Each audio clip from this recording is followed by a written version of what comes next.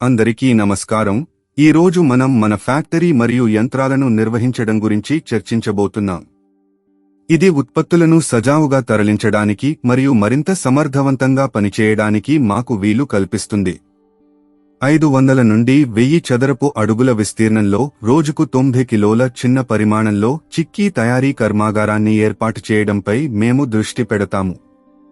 1000 నుండి 1500 చదరపు అడుగుల విస్తీర్ణంలో రోజుకు 170 కిలోల మధ్య తరహా ఫ్యాక్టరీ.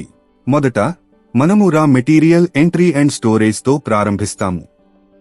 సులభంగా దించే ముడి పదార్థాల నిల్వ కోసం ప్రవేశద్వారం సమీపంలో ఒక ప్రాంతాన్ని కేటాయించండి.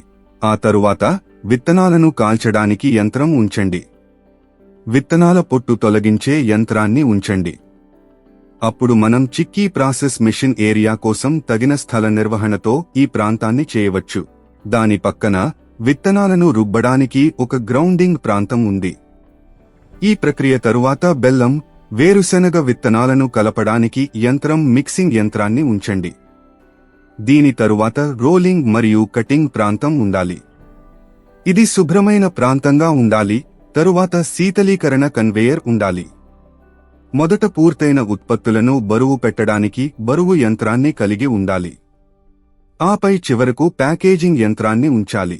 నిష్క్రమణ సమీపంలో ఉత్పత్తి నిల్వను పూర్తి చేయండి. క్రాస్ కాలుష్యాన్ని నివారించడానికి ముడి పదార్థాలకు దూరంగా నిష్క్రమణ సమీపంలో చిక్కీ ప్యాకెట్లను నిల్వ చేయడానికి స్థలాన్ని కేటాయించండి. All the best. Vyapar coach ఛానెల్కు సబ్స్క్రైబ్ చేయండి.